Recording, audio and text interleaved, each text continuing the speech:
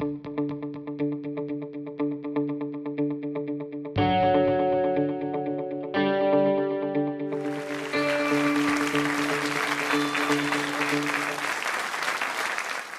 you. What I'd like to talk to you today about is faith. Faith means different things to different people, and I'm going to talk to you a little bit about what faith means to me and what faith meant to some of the people I've investigated over the years. When I retired from government service in 2010, after 31 years as a federal law enforcement officer and counterintelligence agent, I went to work for an international security studies group, and I spent 2 years traveling around the world talking to violent extremists, talking to combatants in Northern Ireland, to IRA terrorists, to loyalists, went into Bradford and Leeds, England, where the 7/7 bombers came out of, talked to Al-Qaeda terrorists, went to France, into the communities that you're seeing on the television, and talk about what was percolating in those communities. Went down to Jakarta, in Indonesia, Malaysia, went into the jails.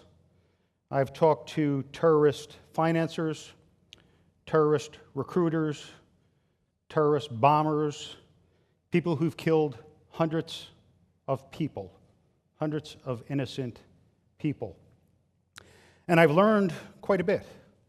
I've learned quite a bit doing those studies. I learned that, contrary to what we usually hear, it is not about religion at all. And it really isn't even about ideology. It is about identity. And when I talked to these people, what I found was that they had suspended critical thinking and they had put faith in an individual. They had put faith in a person. The very word Al-Qaeda pledges bayat. Bayat dates back to the Prophet Muhammad, where someone would touch the Prophet. Bayat means sell, to sell. They would sell themselves to the Prophet, and that carried on. Al-Qaeda terrorists pledged bayat to Osama bin Laden. Jamaat Islamiyah terrorists pledged bayat to Hambali. They put their faith in people. They put their trust in people. Those people oftentimes misguided them. We do things a little differently in the United States. When we change leadership, we don't put our faith in the leader. We don't pledge bayat to a leader. We don't pledge loyalty to our leader. Our leader takes an oath to our Constitution, to the Constitution of the United States, what it stands for, what it embodies, the values that were put into that by our founding fathers, signed on September 17th, 1787, in Independence Hall, Philadelphia, Pennsylvania. In 1979, when they entered the U.S. Marshal Service, I raised my right hand and I took an oath to protect and defend the Constitution of the United States, not to an individual, to what that document embodied. In 1981, when I became a special agent with the Naval Criminal Investigative Service, I raised my right hand and I took an oath to protect and defend the Constitution of the United States from all enemies, foreign and domestic, not to a person, to the Constitution. In 2008, when I became a senior executive in the Department of Homeland Security, I once again raised my right hand and I took an oath to protect and defend the Constitution of the United States, as many of you have done over the years. And you are there to defend that thin blue line, just as I am. Those of you who have taken the oath to protect and defend the Constitution, I don't know if you're under that oath now, but no one's ever absolved me from that. So I go through my life, I go through my days thinking it is still my job to protect and defend that Constitution of the United States from all enemies, foreign and domestic. And at the time when I saw the torture gravitating to the Department of Defense and to Guantanamo Bay, and then it went on from there to Abu Ghraib. And so torture has made us less safe. The number one recruiting tool for Al-Qaeda for years has been the way that we treated them at Guantanamo Bay and Abu Ghraib. It has brought foreign fighters to the battle. It has brought terrorists to recruiters. It has enabled terrorist financing. And it has put our soldiers at risk.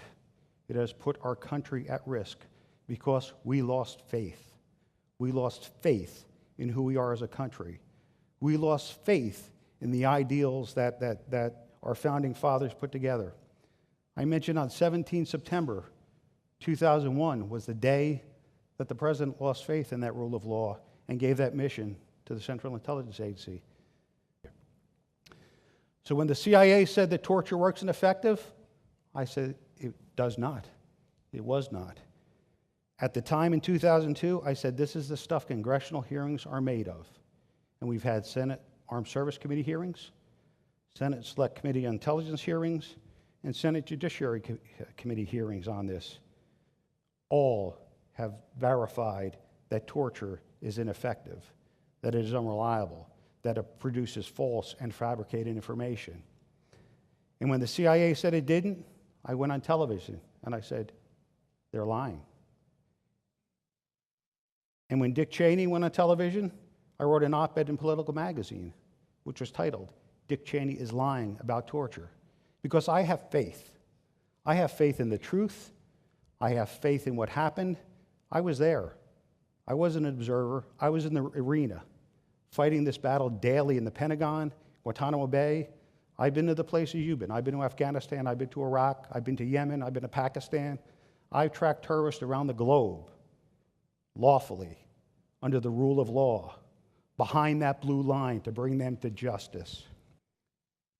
And so, just as I did back in 1979 with the U.S. Marshal Service, and as I did in 1981 with NCIS, and as I did in 2008 when I went to the Department of Homeland Security, before each of you today, I again take that oath, and I tell you, I, Mark Fallon, do solemnly swear to protect and defend the Constitution of the United States from all enemies, foreign and domestic.